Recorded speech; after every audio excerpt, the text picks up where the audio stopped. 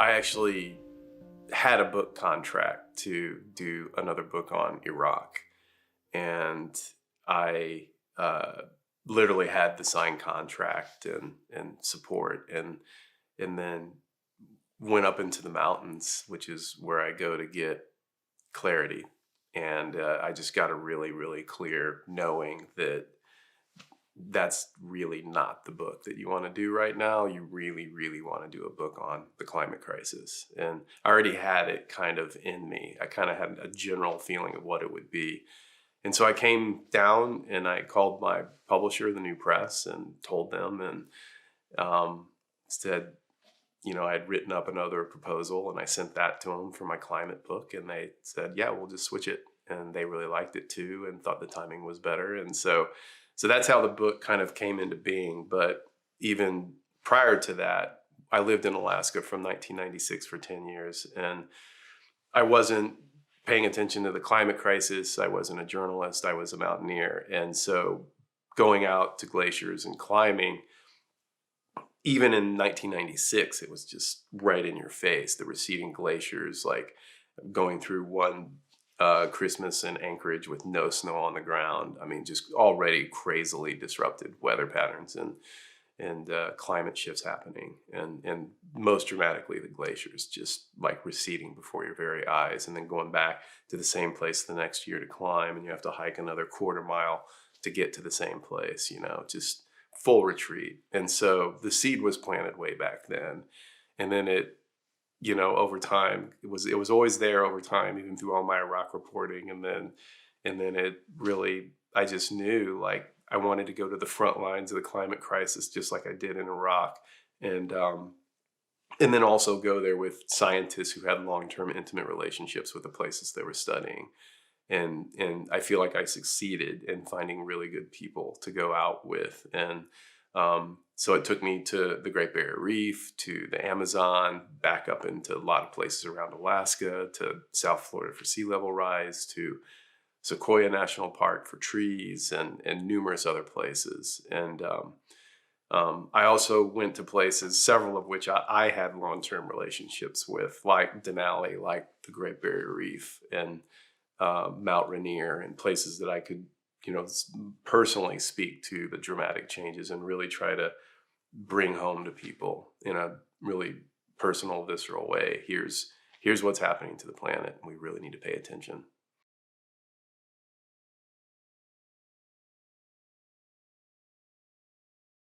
I think it's a sign of the times that we live in that we even have to talk about the crisis, is whether the crisis is real or not. It's absolutely absurd. To me, it's akin to debating if gravity is real. I mean, it's right in front of our faces what's happening. These changes are so utterly dramatic. And, but if we're going to break it down for the hardcore denialists, I mean, there's two very basic, crude things I point to. One, basic high school physics teaches us that CO2 is a greenhouse gas. It's a heat trapping greenhouse gas. That's why it's called a greenhouse gas. So that's unarguable. Humans, we have put an enormous amount of CO2 into the atmosphere in an extremely short time. That's measurable, and that's unarguable. And that is causing it. And, anyone that denies that denies basic physics, reality, and basic science. And that is all right there for everybody to see. And then the other thing that I like to point out is, I didn't come up with this, but if you have a loved one or a child who's horribly sick, and you take them to 100 doctors to get treatment, and 97 doctors say, treat them this way. And then 3 say, no, there's really not a problem. You can let this go. It'll be fine. What's your choice? And so 97% consensus scientifically on the climate crisis, coupled with the fact that of the remaining 3%, it's actually 2.9%, it's well documented that the vast majority of those people who deny the science, the scientists that deny it, are fossil fuel funded. Um, there you have it.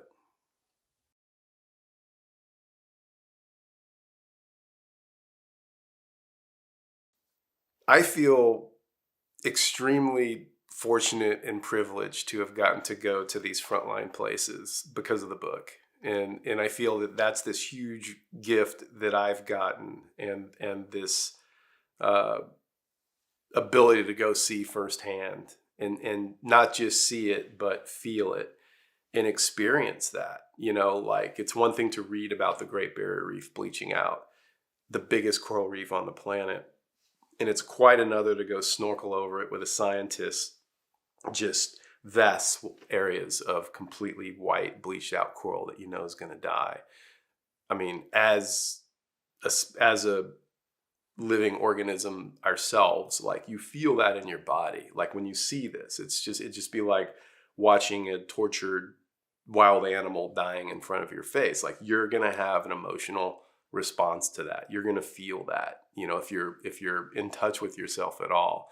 And so to go to these places and see trees dead because of chronic climate fueled drought, to see the Great Barrier Reef bleaching out, to go to Alaska and go to a place where there used to be a glacier that I used to go climbing, and walking into the valley and the glacier's completely gone, literally gone in less than 20 years, just gone.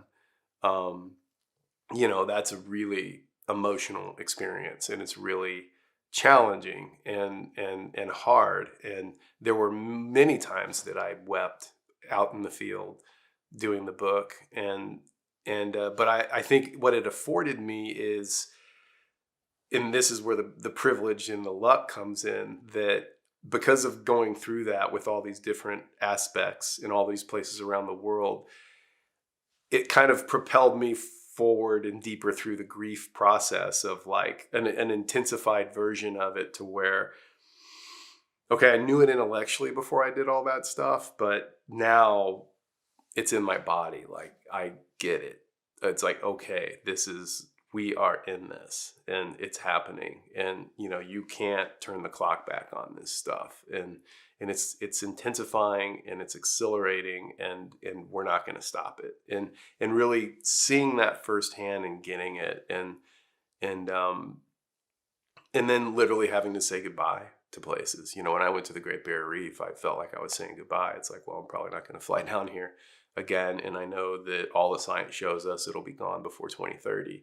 So saying goodbye, to this thing that, I went there back in '96 and dove and fell in love with the place and was amazed and had this life-changing experience. And then now being there for the book, saying goodbye, and that was also, it was heartbreaking and hard, but it was also a privilege, because most people are seeing these things go away, and they're not going to get to go say goodbye. And I think saying goodbye and closing that circle, just like having a funeral for a loved one, like, it's really important to do that. It's important to have celebrations of life and things like that. Just like in Iceland, where, part of the government and a lot of the people went out and had a ceremony and left a plaque where a glacier's gone because of the climate crisis.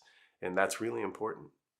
And I got to do that. I got to do that a lot for a lot of places around the world. I was down in the Amazon before this horrific year of wildfires down there, and I got to go experience that. And, and probably 2 to 3 generations from now, people will not have that chance.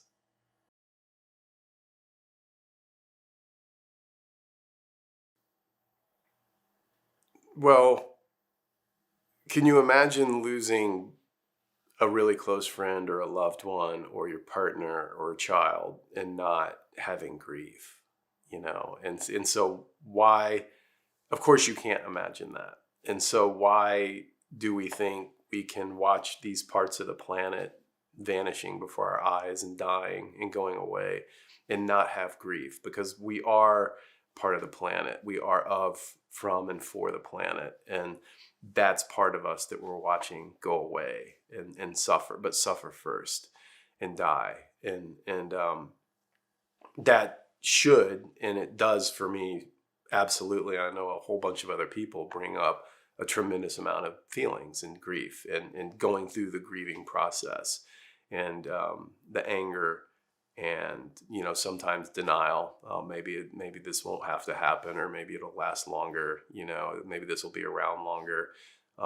Is, you know, some of the bargaining phases of grief, and then the depression. Depression is a very big component of this that I've definitely struggle with and continue to, as so many climate scientists do. You know, when you really are watching this closely on a daily basis, like it's hard. Um, and just the sadness, and I think that for me, before I could really go deeply through that process, I didn't really understand what was happening. It's like going through the grief was this gateway that if I wanted to really get further into really understanding what's happening to the planet, I wasn't going to get there unless I really let myself go through the grieving process. And that meant stopping on a regular basis and feeling it, and talking about things as they unfold now today. Like as we film this, Sydney's blanketed in wildfire smoke so intense that you know, I mean, it's like what, 12 times beyond hazardous limits that people literally are choking.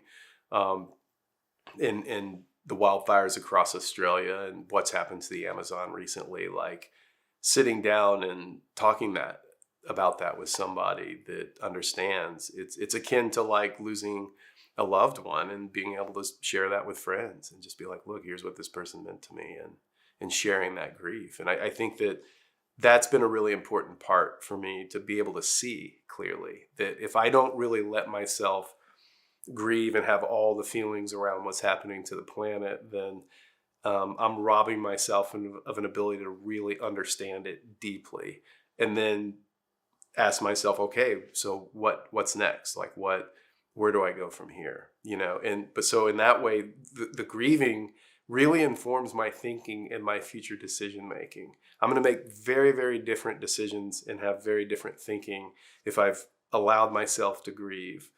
And I think act more rightly and more strongly and in a much more rooted way if I have let myself grieve, as compared to if I don't, that I'm literally a different person operating with a different agenda.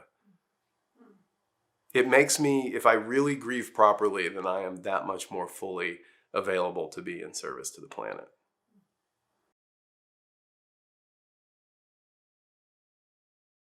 I think humanity's purpose during this time is what it's always been, from an indigenous perspective, which is we're born onto this planet with two primary obligations. First is to be good stewards of the planet, take care of the planet, and the second is to take care of future generations of all species and make decisions based on what's going to be best and take the most care of all the future generations. And I think that hasn't changed. I think the climate crisis underscores those. And now, even for non-Indigenous folks, that is apparent. Like that is our clear responsibility to do those things now like we've never done before, to do them in the most mindful, passionate, purposeful way that we ever have. I think that's our job now. That, you know, no matter how bleak things appear, no matter how intense the situation is and how dire it is, and it's all of those things, those two fundamental obligations, moral obligations, have not changed, and I think just become even more paramount.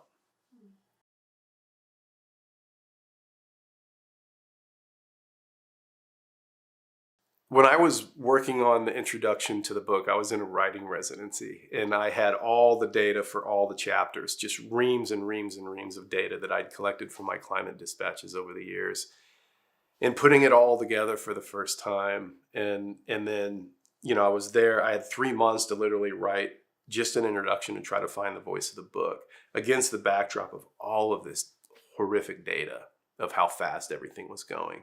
And I got dispirited regularly. And I had a good friend out there who's also a Zen teacher, Nick Terry. And he periodically would come over for coffee and we'd talk. And so he came over during a time when I was really depressed and was like, literally, what's the point? What's the point? You know, why even do this book? You know, it's just, we're so far gone. And I shared that with Nick, and he says, you know, Dahr, if one tiny organism in the Amazon gets one extra week to be on this planet because you wrote this book, then it's worth it. And I think that's what it boils down to. You know, if we can do anything to help any part of life persist that much longer, and or possibly even make it through this bottleneck that's upon us, then, you know, we absolutely have work to do. And I think that's unarguable. I think that no matter what, we can do that. No matter what, we can do work that's going to help soften things for other species as well as our own. We can do work that's going to help some things, possibly even ourselves, survive longer. We can continue to be stewards in the truest sense of the word. We can really, we can really act the way that we should have always been acting.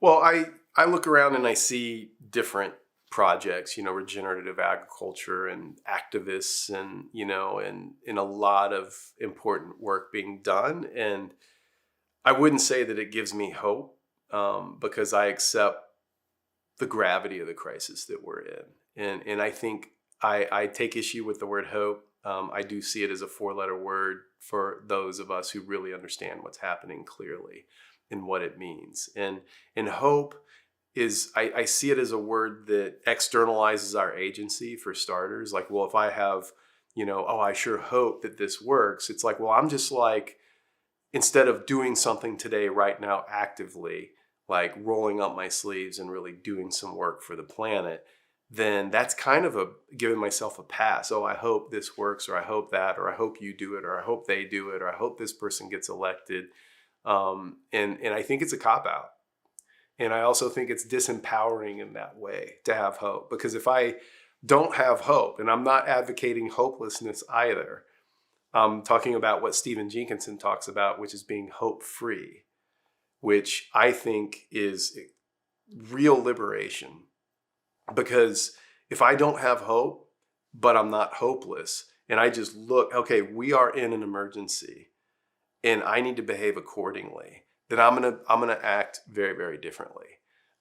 One of the things I talk about when I have been going around giving book readings is, because I've had pushback of, oh, it's so depressing. Why do you share all this hard information? And you shouldn't talk about all that. You're going to take away people's hope. You're going to make them depressed. You're going to make them want to just give up. They're going to shut down. And so the analogy I use comes from, I used to guide on Denali, and it's a very, very serious mountain. And what if I had a team that I was responsible for as a guide, and we were up at high camp at 17,200 feet, which is a very barren, exposed place. And I get the nightly weather call on the radio from the National Weather Service, let's say. And they say, hey, look, bad news. The biggest, fiercest storm we've ever imagined is just exploded nearby, and it's coming your way in like 200 plus knot winds, like snow, everything. Like, you guys are about to get just nuked, and it's coming so fast you can't descend. So, but you at least have this little tiny forewarning. So I get off that call. So do I not tell my clients? Of course I tell them. And if you're one of them, of course you'd want to know, because then there's going to be some fear, and there's going to be a lot of feelings about it, and fear of death. And that's going to give us an energy and a perspective that we wouldn't have if we didn't have that information. And then we're going to get really effing busy, you know, preparing. You know, we're okay. What do we got? What can we work with? What can we do?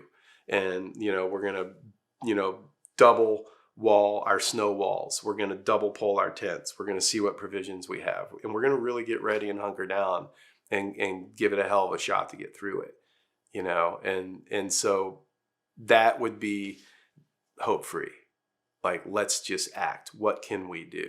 It's not your responsibility. It's not someone else's. It's mine. And so what can I do? And I think each one of us has to take full responsibility for the gravity of the crisis. And not that we, personally caused it. I mean, we're all culpable, but certainly the responsibility to take action.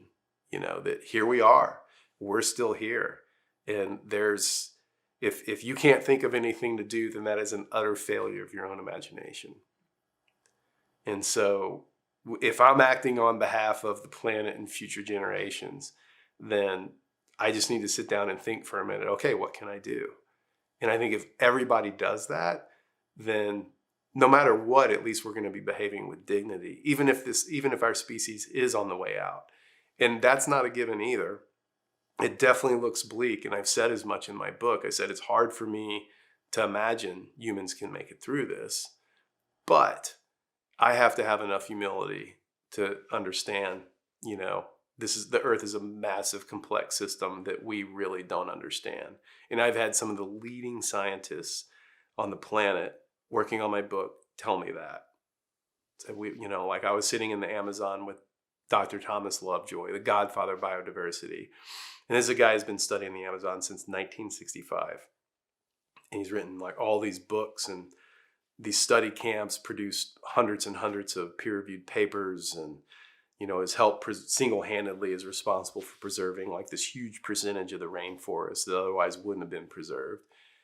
And I'm sitting there with him, and I was like, wow, we must know a whole lot about the Amazon, huh? And he's like, we don't know anything. Like, we've barely scratched the surface. So who am I to say I think I know for sure what's going to happen? Yeah, things are going to get really bleak, and a lot of people are going to be leaving the planet for sure. But who am I to say that I know for sure what's going to happen? And if I do have that hubris, which I used to, then that's the same arrogance that got us into this mess. When I talk about being hope-free as a means of being really, really liberated, truly liberated, I mean, if I let go of hope and externalizing my agency and thinking, oh, well, you're going to do this, or these people are going to fix this, it's going to be okay, or I hope this turns out okay. When I let go of all of that, then the responsibility to act and do something for the planet, that's what I'm left with. I'm just talking about my own personal experience. And when I understand what's at stake, we are in the sixth mass extinction. We're losing between 150 and 200 species of plants and animals every single day. And when I understand what is at stake and what this means, then it's a true emergency, and lives are at stake.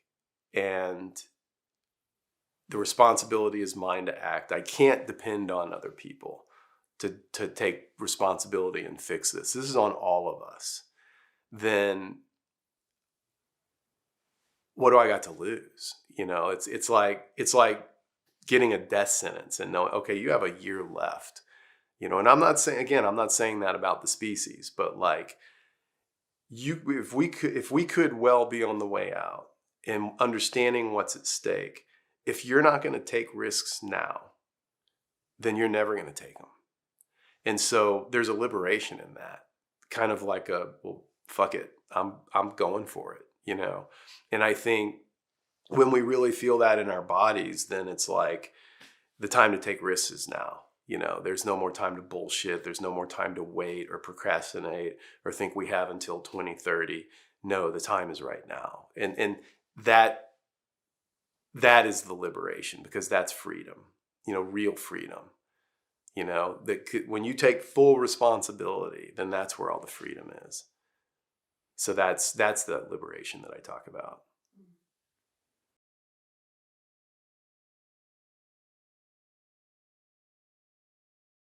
Well, it's funny that even I just realized now, talking today, that I've characterized the book and described it as, oh, I went out to the front lines of the climate crisis. And what dawns on me is that that's not accurate, that we are all on the front lines of the climate crisis. It doesn't matter who you are or where you live, it's upon us and it's in the entire globe.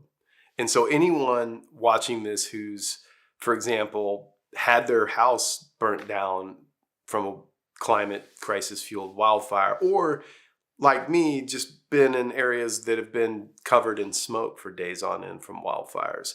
That feeling, that's a really important experience because it elicits that feeling. For me, it was like this animal fight or flight response or instinctual fight or flight response of, okay, like, I gotta get out of here. And then you realize, like, there's where you're gonna go. It's the whole planet, and we can't leave the planet, you know. And here we are. This is it. Like, we're in it. And so what are you going to do? And so that really does, I think, force the issue of grieving and coming to terms with our own mortality. And I've been in a lot of life and death situations, from my Iraq reporting to some things during my mountaineering time. It's so that I feel lucky to have had those experiences. I think it's made me come to terms with my own mortality maybe sooner than somebody who hasn't had those experiences.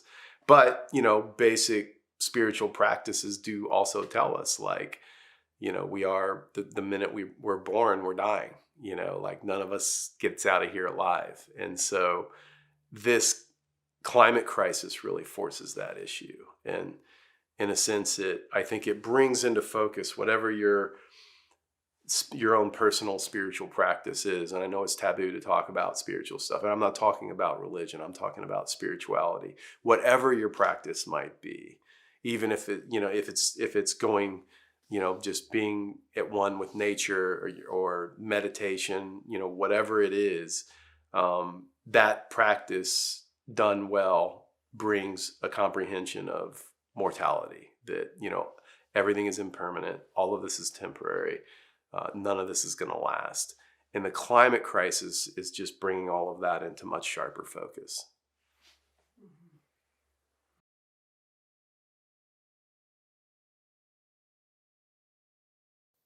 I think, I've been exploring and wondering myself, because I've been asking, what is the connection between your war reporting in Iraq and the climate crisis? And skipping past the obvious, oil connection, CO2 and all of that, and war and empire and all of that.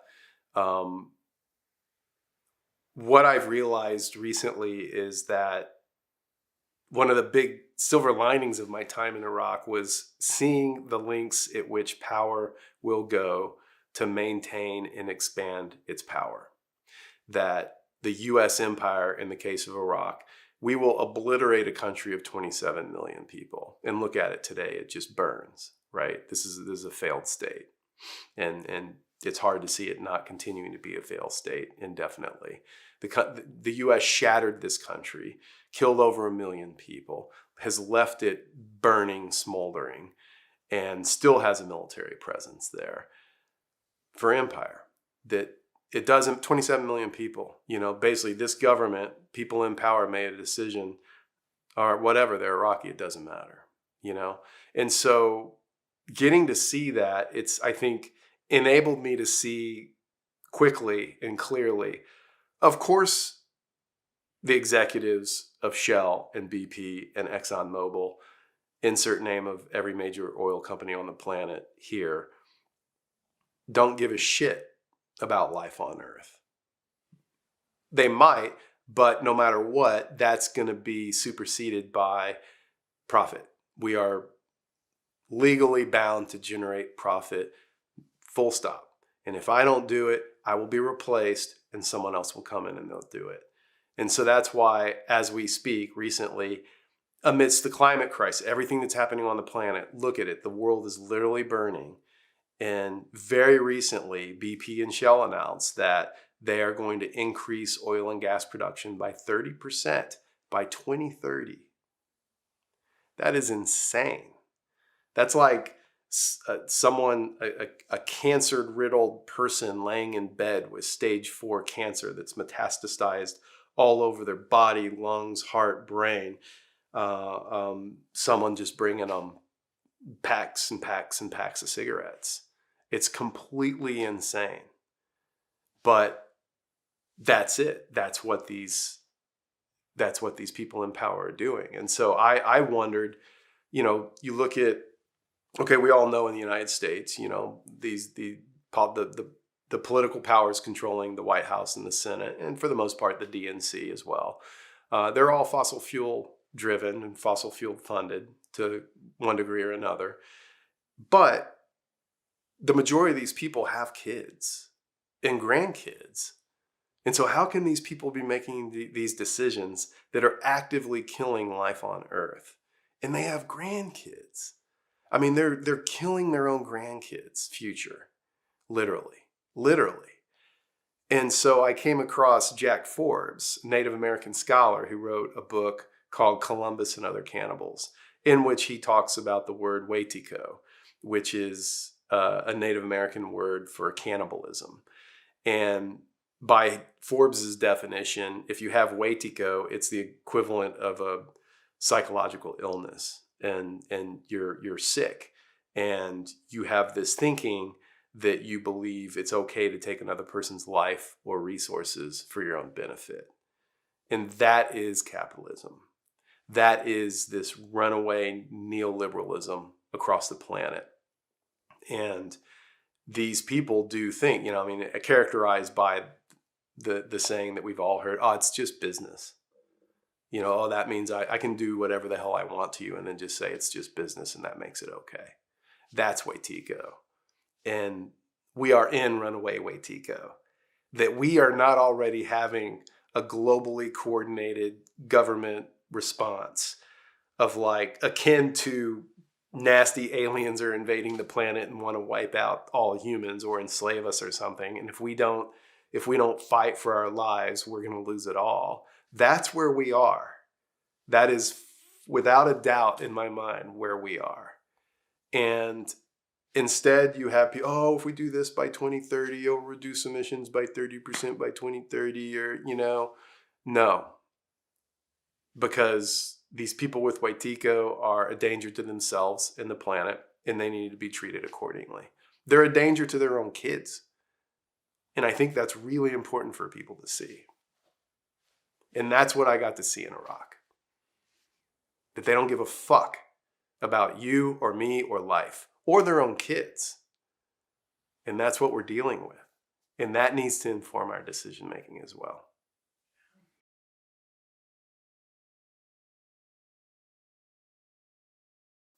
Another part of the conversation that's important to have, I've been asked what if, we're all responsible and we all need to be reducing our own individual carbon footprints and recycling and all this kind of stuff. And yes, that's true. And that's important to do from a moral perspective. But we also have to keep in mind, because I think it's important that people don't feel overwhelmed, I'm not doing enough. I mean, I always feel that way. And anyone that's paying attention probably feels that way regularly. I'm not doing enough. And it's true, because we're losing, we've lost. Not we're losing, we have lost. We have utterly failed. And so of course we're always going to be living in this chronic feeling of, I'm not doing enough, because it's true. But we also have to remember that it's 100 corporations, the biggest emitters of those being the oil and gas companies, that are responsible for 71% of all the CO2 emissions on the planet. So what you and I do, it's not even hardly a drop it's the thought of a drop in the bucket, So we have to remember, if you're looking for a target, if you're looking for something to go after, to try to stop, not change. People deeply infected with Wetiko, I don't think most of them can change. Sometimes, some have, but mostly not. So they have to be stopped.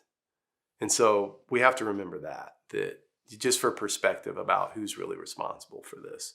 Yes, we're all culpable. All of us living in Western society, with a middle class lifestyle that can drive and fly in planes sometimes. I mean, we all have responsibility for sure. I absolutely do. And I take responsibility for that.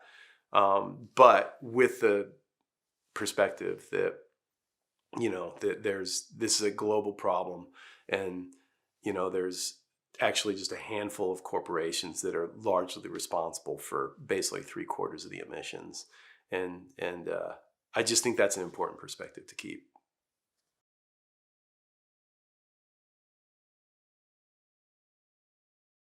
I end my book with an indigenous story that's basically about reminding people about the importance to go listen to the earth, to get really, really quiet and listen. Because giving talks and being somewhat of a public figure, I'm often asked, I've even had people demand that I tell them what to do, and I won't do it. I mean, I have my hands full just figuring out what I'm, not figuring out, listening to what I'm supposed to do next. And so I believe, and I believe that for a lot of reasons, but to skip over the cynical ones and get to the core of it, the earth is the great organizer.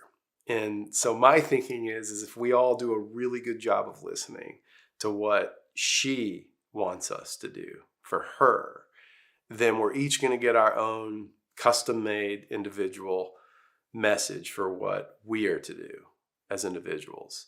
And so some people, that's going to be go to the front, join Extinction Rebellion, go to the front lines. Some people might be, well, that means I need to go start sabotaging oil and gas infrastructure.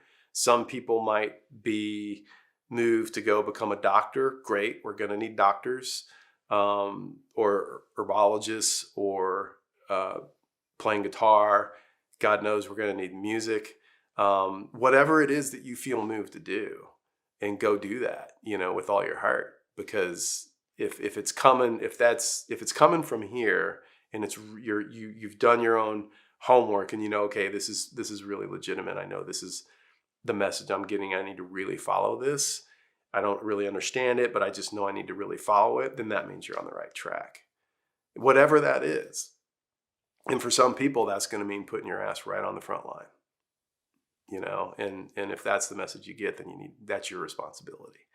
So the Native American man who shared that story with me about the deep listening, and I told him, yeah, I share that every time I give a talk now. And he said, that's really good. You need to remember to tell people that after they listen, they need to do what they're told. So listen and then do what you're told. And I get to adhere to that too.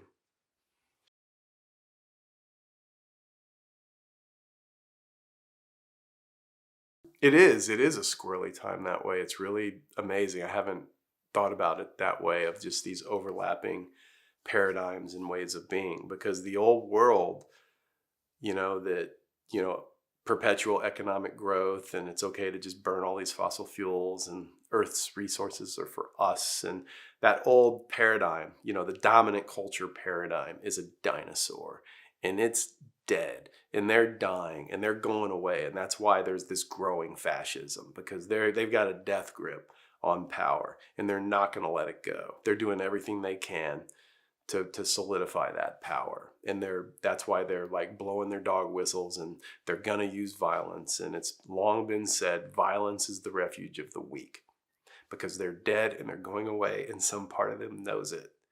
And already there is a new paradigm, and there's a new way of thinking. And it's why I'm talking to you on this film. And it can't be stopped. It's happening. I mean, there is this awakening, and there is this evolution happening, without a doubt. I have no doubt about it. I'm experiencing it.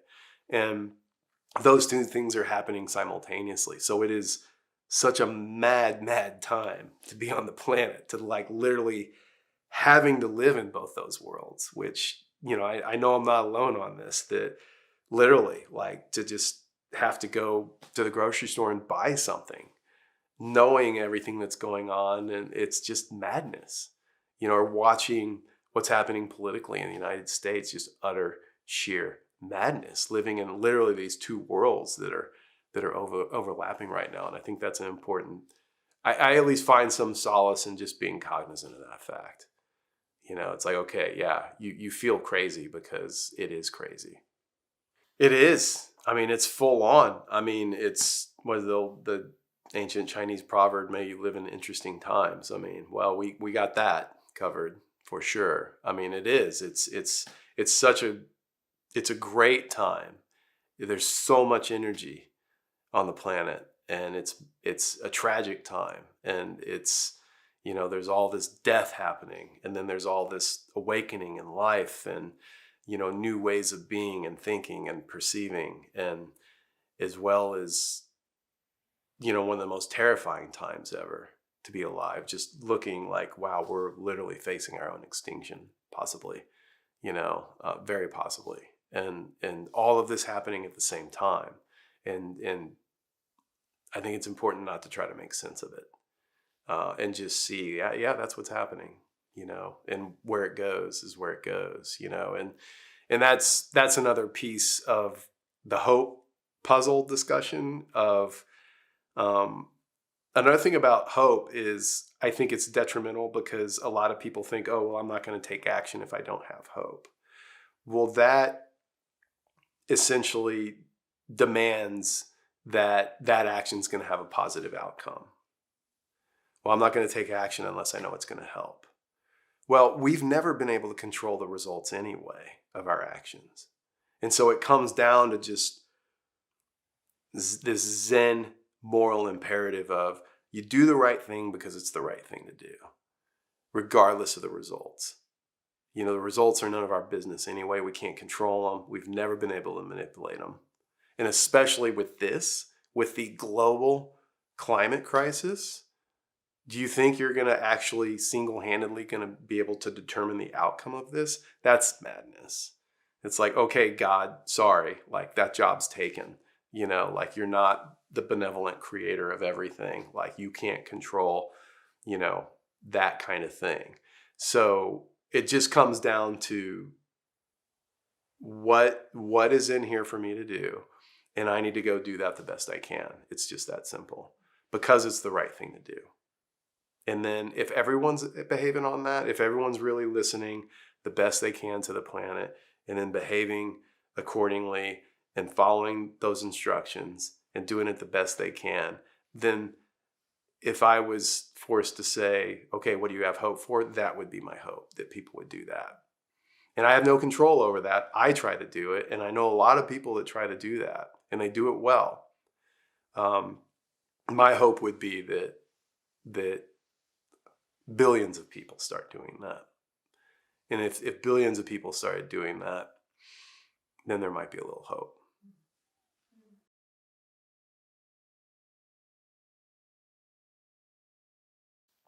When I was a kid, I had a little bit of exposure to Native American spirituality. Not much, just a touch. And so it was always back in there for me in my consciousness. And then while I was working on the book, it demanded a deepening of my own spirituality. And I was on a bit of a plateau and I needed more and I needed to go deeper. And I had this hunch that, I always kind of wanted to pursue the Native American path on that sense and the way of being really. And spending so much time on the planet and seeing what was happening, working on the book was really demanding that of me, and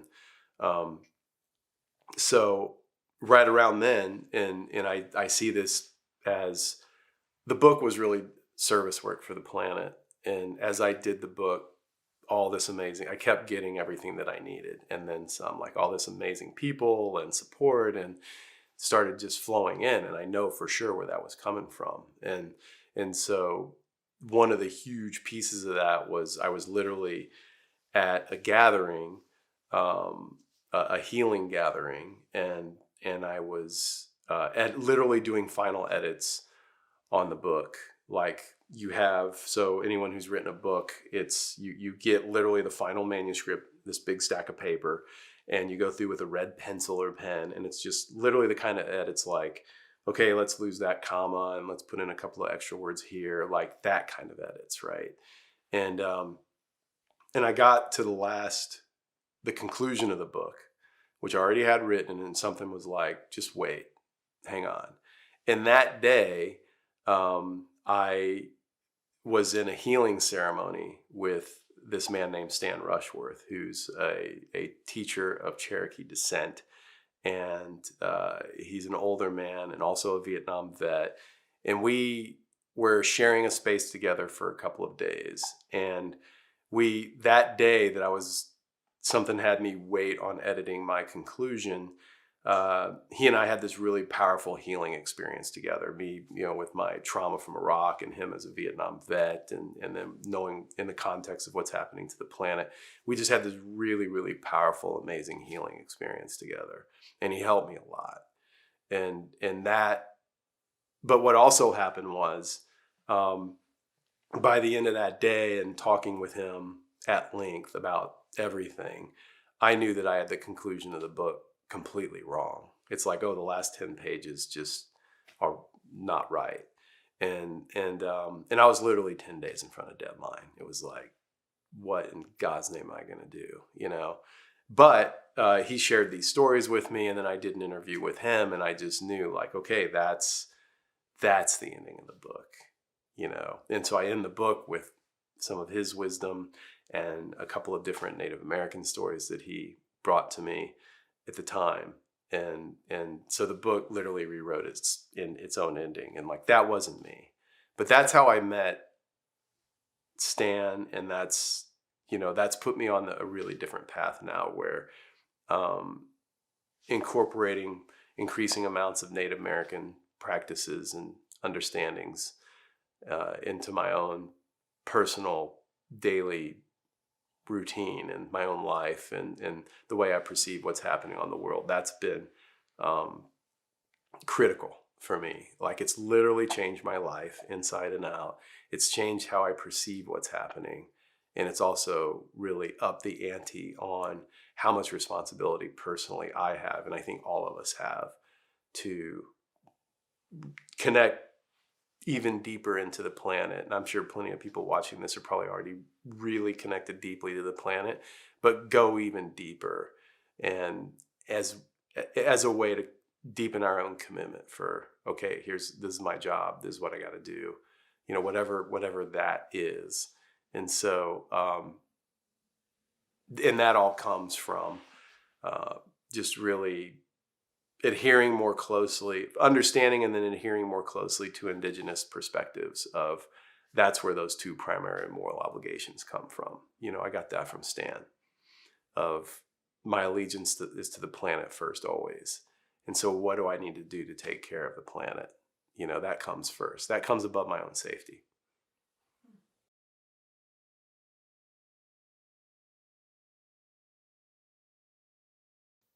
I'll only talk about ceremony in broad terms.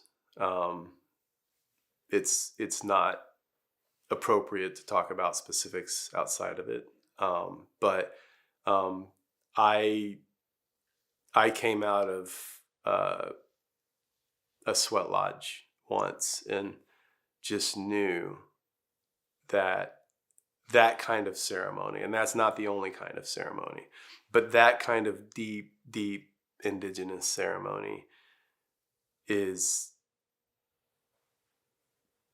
one of the most important things that anybody can do right now, if not the most important, because it's really an honoring by actions and taking that ceremony and being part of it, an honoring of the earth. And just, to me, it is absolutely one of the deepest, most potent ways to listen. And I think for me, that's what ceremony is. It's listening, as well as just taking the ceremonial actions and gestures to say, okay, like, all of this is for you. All of this is in service to you, and just keep showing me what to do. And so that's really what ceremony means to me. It's I'm offering myself up, as well as being open to whatever's going to come in. And I've had very, very direct transmissions from ceremony, and then seen very direct consequences, or consequences is maybe a negative word, and I don't want to imply that. But just whatever actions I've taken in ceremony, they work. I'll just put it that way, and that's one thing I've learned from Stan is he says, yeah, we've been doing this for tens of thousands of years because they work. If they didn't work, we wouldn't keep doing them. We wouldn't be doing things that our ancestors 10 to 12,000 years ago did if they didn't work, right? That would make no sense. Anybody can understand that. So they work. And anybody that's done ceremony in the right way and experienced that knows exactly what I'm talking about. And, that's not up for debate.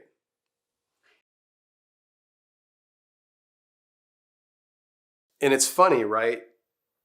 Science is kind of the high priestdom of Western dominant culture.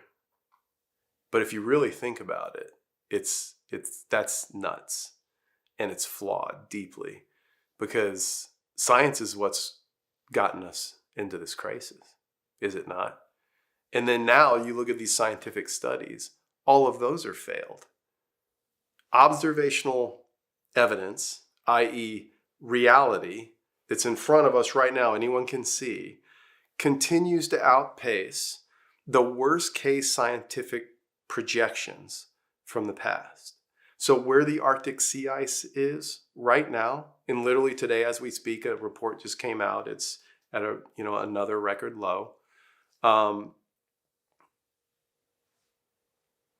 is far beyond the worst case projections back in the early 90s for what they thought, well, worst case projections, here's where the Arctic sea ice is going to be in 2019.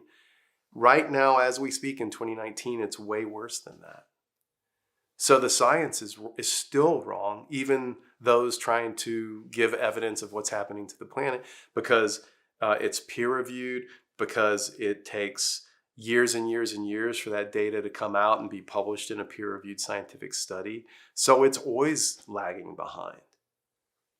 And that's held up as, like the IPCC reports are held up as the gold standard. That's what all governments except a few are using to make decisions on how to prepare for sea level rise, et cetera, et cetera, et cetera. That's the gold standard.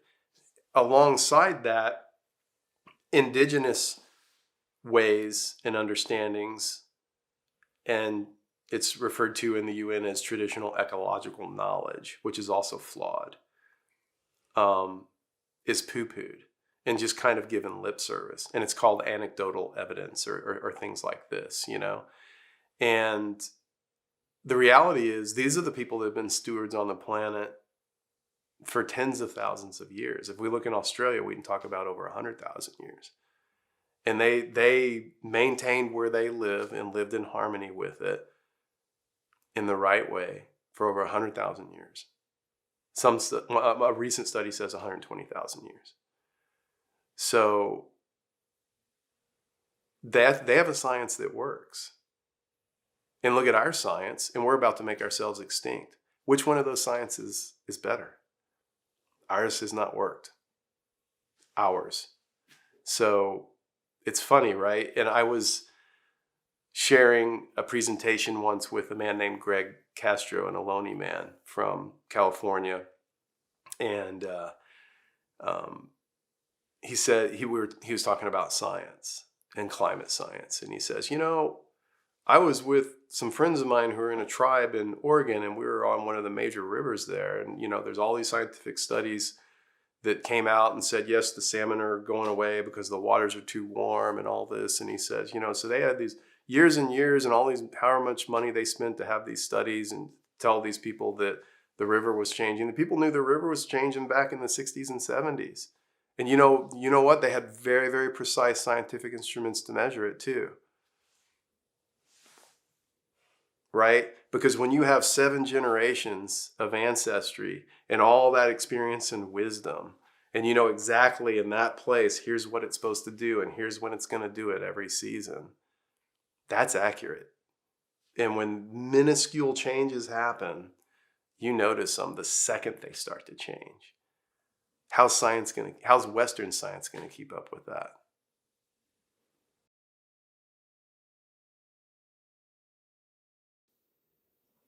Yeah, the talking with younger generations about what's happening is like one of the most challenging things to me. And I'm making it up as I go along. But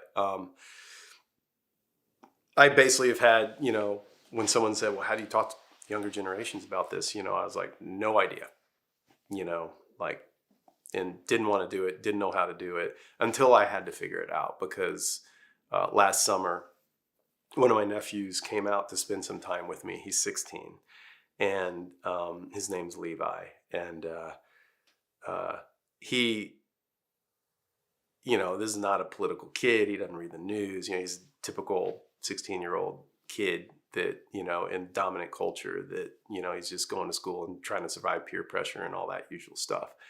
And, we're early in the first minutes of me picking him up.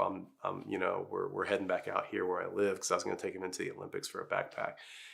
And I was like, so why are you here? Why are you here? Why did you come see me?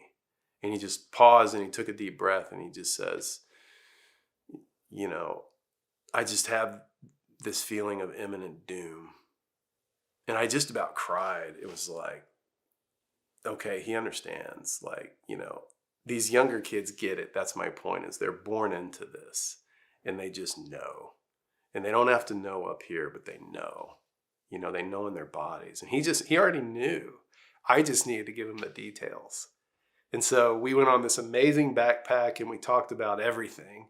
And he wanted to know everything about the climate crisis and politics. And we talked about everything. And, everything from girls to, the global collapse, right? And everything in between, And so what I learned was just to be honest, because they already know.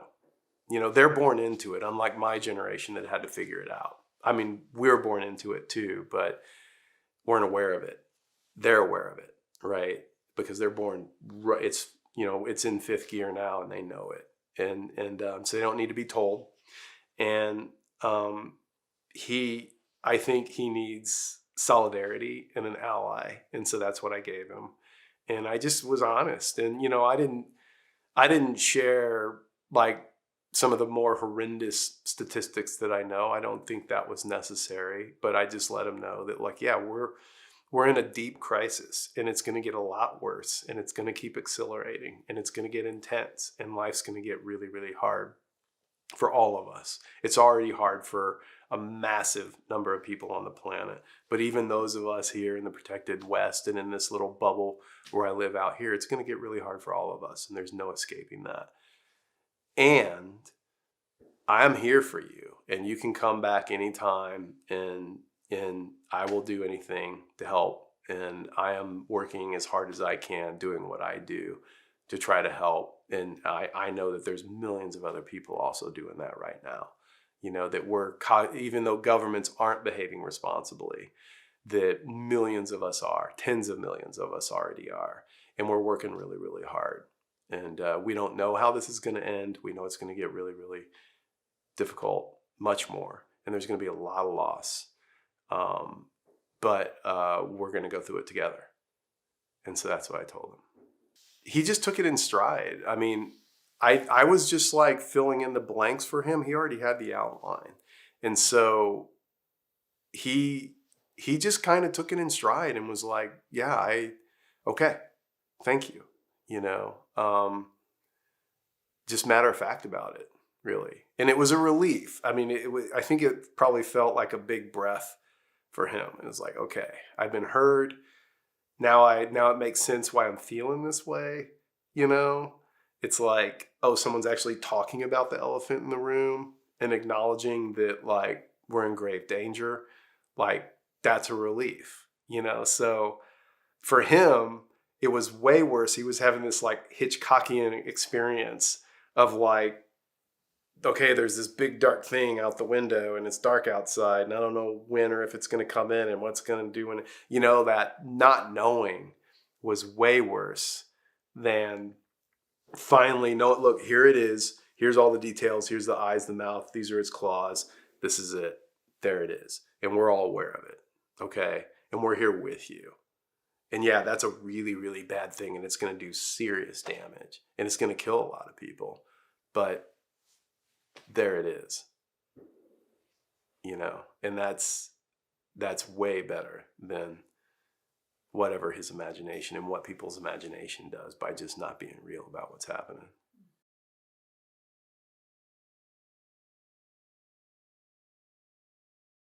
Because none of us, none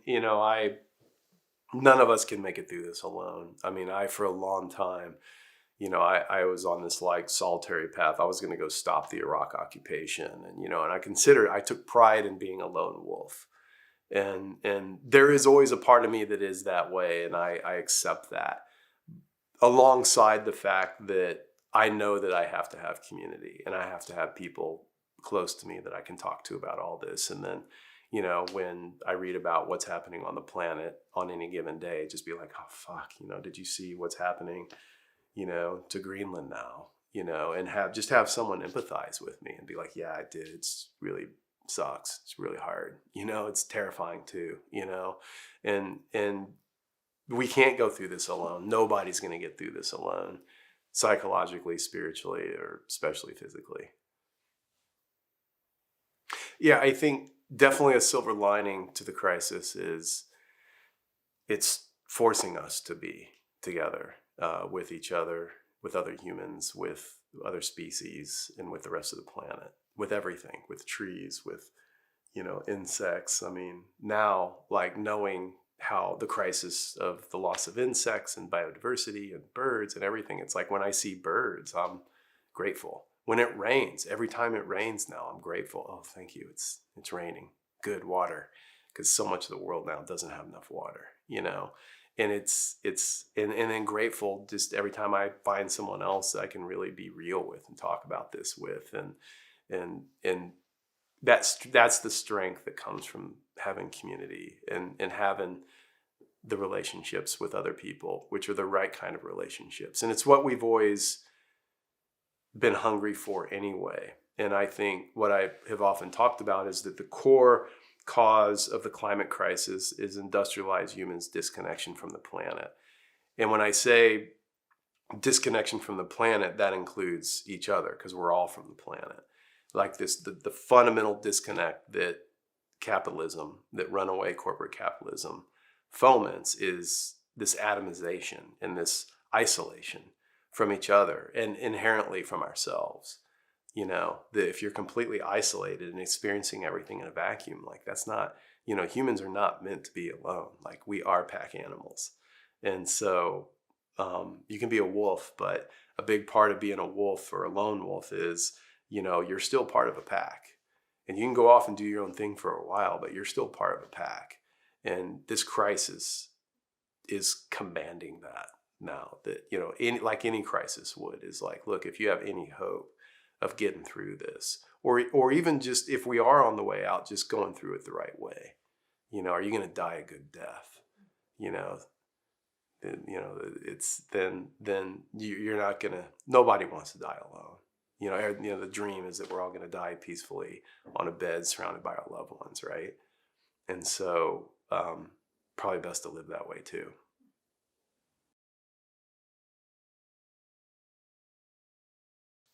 What scares me going through this crisis the most is just, certain human reactions. Is that, you look at the United States right now, it's, you know, um, it's grim. And, the violence and the racism and the separateness and the promotion of those ideologies is let loose and encouraged and worsening by the day. The fact that you've got, a human sitting in the office of presidency who's essentially has the psychological development of maybe a 1-year-old on a good day, that literally can't finish a sentence, literally, and has done all the egregious things that we know, and yet commands undying, unchanging support of 1/3 of the population of the country. Well, Hitler had support from 1/3 of the country. He had 31%. That's what Trump has, 31, 33%, something like that. That's scary. That worries me. That these people, that when food stops making it to grocery stores, or when the economic collapse happens and people can't afford that food, what are those people going to do? That's what worries me, and that's happening everywhere around the planet, not everywhere around the planet, but look at Brazil, look at certain European countries. It's spreading, and that kind of fascism is spreading, and that's like this fearful, panicked response to the crisis that's happening alongside regenerative agriculture and community building, and people really getting like, no, we need to tap into the earth and protect it and work together, and not be violent, and really practice what we preach, But it's so that's what scares me, is that the powers that be are going to maintain their death grip on power to the end. They're going to drill everything they can drill. They're going to take everything they can take. I had this intuition, like after Trump took office. I've not under any illusions. This country's never been a democracy. It's built on genocide and slavery. Let's be real clear about what this country's about. It's an empire. Empires do as empires do. And especially seeing what I saw in Iraq, like I'm not under any illusions. These people will go to any lengths. I mean that literally, and they are right now. But when Trump came into power, it's like, okay, now they're going to put this, whatever it is, I don't want to call it a baboon because that would be really demeaning to baboons. This sick entity in power that they could just pull the strings on and then do what they will to the planet. I have a friend of mine who's a park ranger at Olympic, and she's been working for the earth her whole life. And I remember election night, she told me, she's like, yeah, I hugged the toilet all night. I had just like this physical, visceral reaction.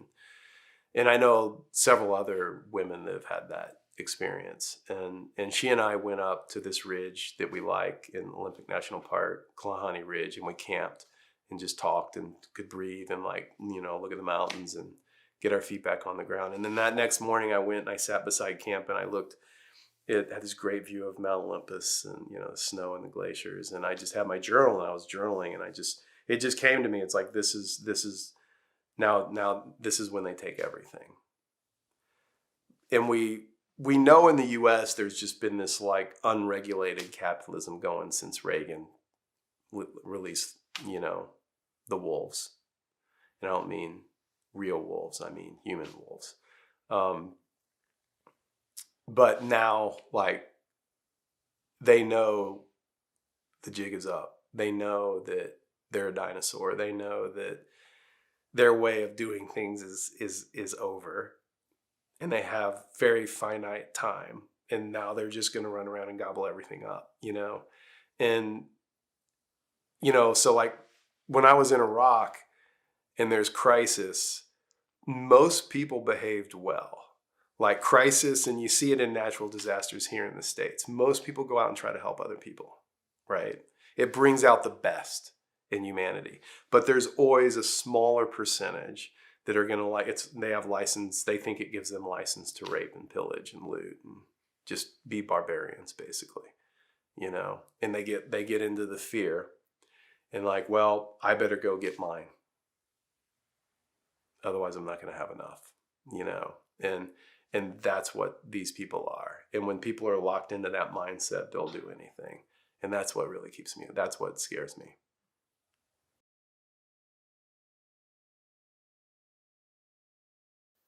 There's plenty that gives me heart, not hope, but really brings me a sense of solidarity and gives me heart, and kind of adds a little gumption to what I do. This very dramatic increase in like this, we are desperate as in Western dominant culture, that even on the left, people understand, like indigenous people, we need that. They're the leaders. We need to listen to every word they say. We need to follow them. They already know. They've already survived a 90% genocide by the most powerful country on the planet, and they're still here. So maybe they have a thing or two to teach us about how we might make it through this. And the growing awareness of that really gives me heart. And then seeing people acting on it, seeing people like pulling out of jobs. I'm going to go become a farmer, or completely shelving everything and taking real risk. Like, now I'm going to go follow my heart. I know a guy an Australian man, really was aware of what was going on, and then had that experience that so many of us go through, myself included, when it really comes together and you really get like, oh, okay, we're off the cliff and we got nothing to lose now. And we need to just, what am I going to do with my life kind of thing? Kind of like it'd be akin to like getting the stage 4 cancer prognosis. Like, oh, this changes. This really, I need to look at things really differently. And so this guy sold his house and is making a documentary, just about the climate crisis. And so he came and talked to me, and he's talked to other people.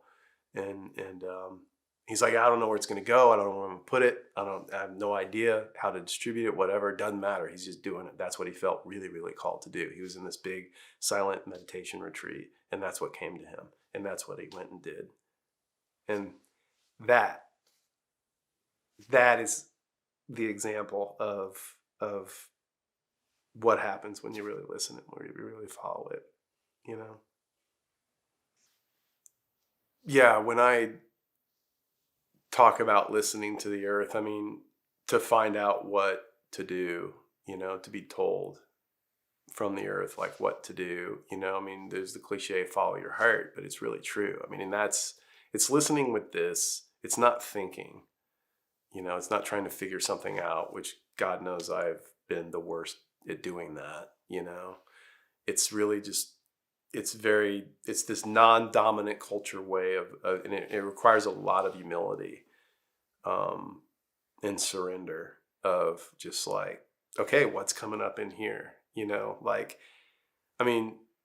Most of us have had jobs that we've had to take because we needed the money, but we hated the job, hated it, and a lot of people still do that. And that, like, when you're in that, just like, when you're in a bad relationship, some part of you always knows. So part of that listening that I talk about means listening to that. So get out of it, find something else, and I understand economic restraints, and I understand that the majority of the people in the world don't have a choice and are just literally like, how can I feed my kids? And how can I pay my bills? And they're on this economic treadmill. I get it. And that's where community is going to come in, where how can we take care of these people? How can we work together? That's me. A couple of different changes in my path along the way, and I'm in that situation. I could be in that situation next week. Who knows? So how do we enable it together? And these are open questions that I think we all have to struggle with and figure out, and listen to. How do we help our brothers and sisters that are in these situations? And I don't really have an answer. I just know locally, what I'm doing where I live, and I'm doing the best I can and making all kinds of mistakes, but somehow keep going forward in a better direction consistently, because it's involved, working with other people. And essentially listening comes down to following our hearts. And there's a million ways to listen. Use your imagination. For me, it's literally going into the mountains. That's where I have my best listening. But it also means listening to how I feel. And because, when Greg Castro, the Alonian man I spoke of, talks about using this as a precise scientific instrument, nothing's more precise than this. And there's an art to listening to it. And Western dominant culture does not want us to do that. And I think a real radicalism of the times, which is simply indigenous practice, always has been, is this is how we listen. And there's other instruments that we have, like these and these, and there's all this stuff, but really it's what's in here. because in here is a fundamental sense of what's right and wrong. And when I do this, I feel this way. And when I do that, I feel that way. And following that. If it feels bad, stop doing it. And if it feels good, you're probably on the right path. It's that simple. It's really that simple. But that's been completely omitted, denied, obfuscated, and distracted away from by the dominant culture. But that's, I think, the imperative now is that kind of listening. It's like, and in that way you honor yourself, and in that way you honor the planet. I don't believe that we're put on the planet to be miserable, suffering economic slaves.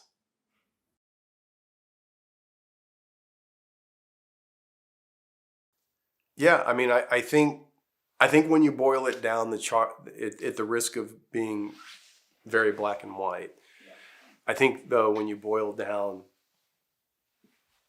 this crisis, it forces us to make a choice of, do you want a living planet or not?